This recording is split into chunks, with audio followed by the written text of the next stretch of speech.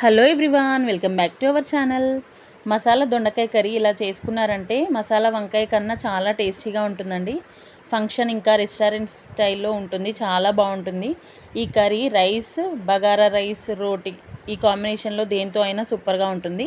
ఇది ప్రిపేర్ చేసుకోవడానికి ముందుగా స్టవ్ పై ప్యాన్ పెట్టుకొని ఒక పిడికెడు పల్లీలు, ఒక 2 టేబుల్ స్పూన్ల నువ్వులు, పల్లీలు కొద్దిగా ఫ్రై అయ్యాక నువ్వులు యాడ్ చేసుకొని ఇలా ఫ్రై చేసుకొని పక్కకు పెట్టుకోవాలి. డ్రై రోస్ట్ చేసుకోవాలి, ఆయిల్ ఏం వేయొద్దు.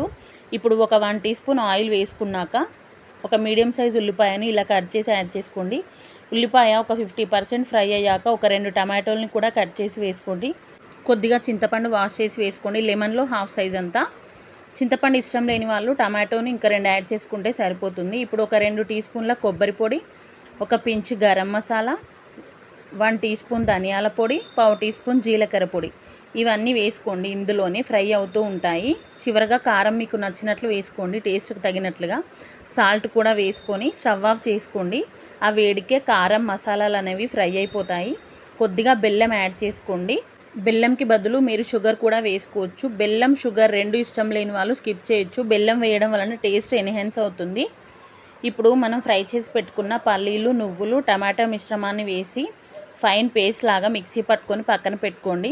ఇప్పుడు స్టవ్ పై బాండీ పెట్టుకొని అందులోకి ఒక 4-5 టేబుల్ స్పూన్ ఆయిల్ వేసుకొని ఇలా కట్ చేసి పెట్టుకున్న దొండకాయలను యాడ్ చేసుకోవాలి.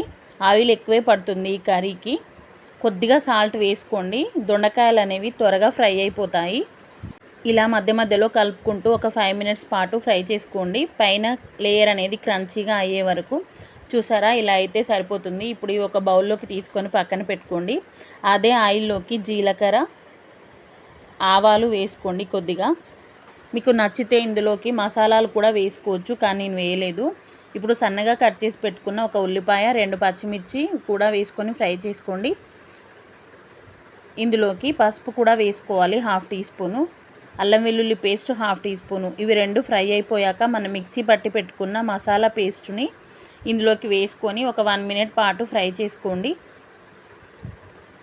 ఆయిల్ సైడ్కి వస్తున్నప్పుడు కొద్దిగా వాటర్, మిక్సీ జార్ ఉంటుంది కదా, అది వాష్ చేసుకొని ఇందులోకి వేసుకోవచ్చు. మిక్సీ జార్లో పేస్ట్ ఉంటుంది కదా, అది కూడా ఇందులోకి యాడ్ అవుతుంది వాటర్ వేసి వేయడం వలన. ఇలా మరుగుతున్నప్పుడు దొండకాయలను యాడ్ చేసుకోండి. కూర అనేది గ్రేవీ ఎక్కువగా వద్దు అనుకుంటే వాటర్ ఎక్కువగా యాడ్ చేయొద్దు. నేనైతే గ్రేవీ ఎక్కువ కావాలనేసి వాటర్ ఎక్కువగా వేశాను.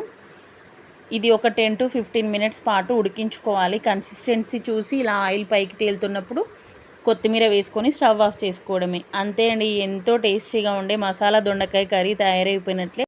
అచ్చం మసాలా వంకాయ కర్రీ ఎలా ఉంటుందో అలానే ఉంటుంది. టేస్ట్లో మాత్రం ఏమాత్రం తీసిపోదు. ఈ వీడియో నచ్చితే like, comment, share. Thanks for watching.